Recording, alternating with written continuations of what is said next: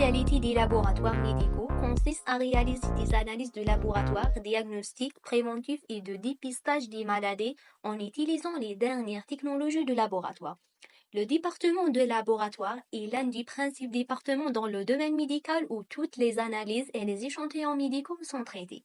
Puis les résultats sont transmis aux médecins pour le diagnostic des patients. La spécialité des laboratoires médicaux se divise en plusieurs branches, notamment le département de l'hématologie, ou bien l'hématologie, où les maladies du sang sont diagnostiquées et où l'efficacité des médicaments utilisés pour certaines maladies cancéreuses est surveillée.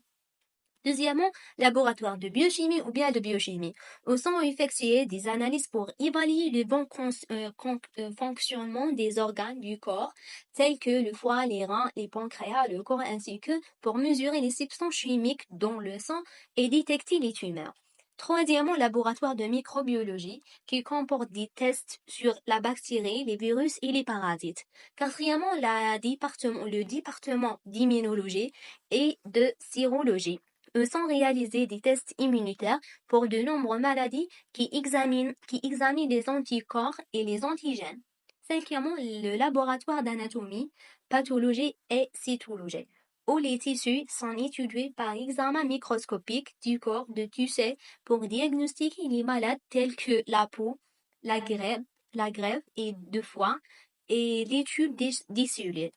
Le banque du sang où sont réalisées des analyses du groupe sanguin d'anticorps dans le corps et où fournit tous les groupes sanguins et leurs dérivés.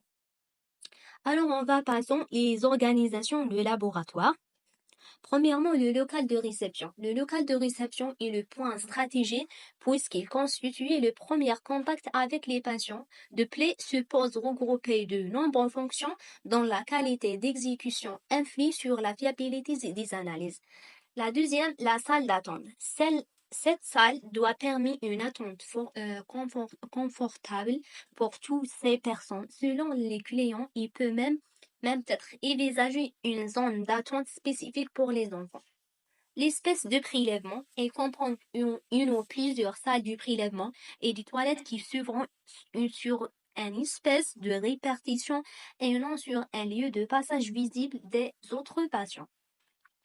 Les exigences communes des salles techniques. Les salles techniques sont dédiées à des activités spécifiques. Elles sont séparées des autres locaux par au moins un porte verrouillable. Leur accès est réservé aux seules personnes autorisées.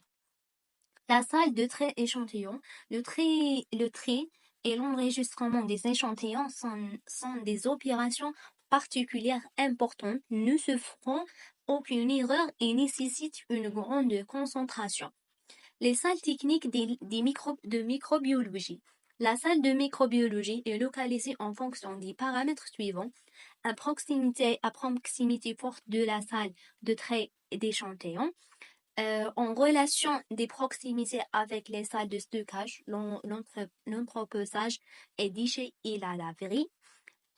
Septièmement, la salle d'entreposage des déchets. Un laboratoire d'analyse biologique peut produire plusieurs types de déchets devant suivre des filières d'élimination spécifiques. Alors, on va passer à les phases de l'analyse. La première phase, c'est la phase pré-analytique.